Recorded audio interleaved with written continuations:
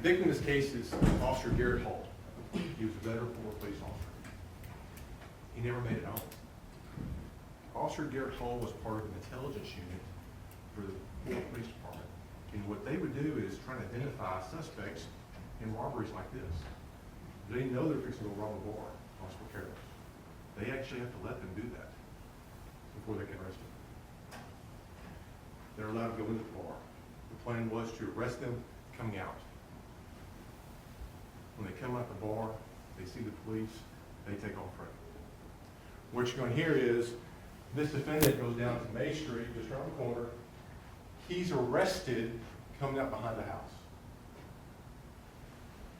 This on steptoe is crossing the street in front of Officer Hull.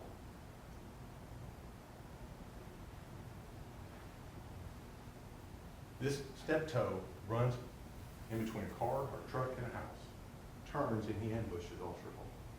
He begins shooting him.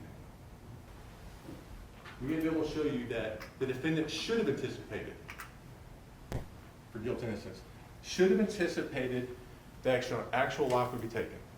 To these other robberies, I suggest that you will find that there is certainly circumstantial evidence that Mr. Huff was at them, but there's also evidence from descriptions of witnesses that the composition of these groups may not be the same.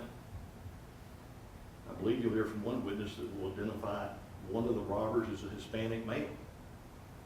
I want to show you what's been marked as State's Exhibit number 2. Do you recognize that? I do. It's my favorite picture. That he had been shot in the head. That he was in grave danger. Did they let you see him? But they did. They let me go see him. Is he still alive when you saw him? He was.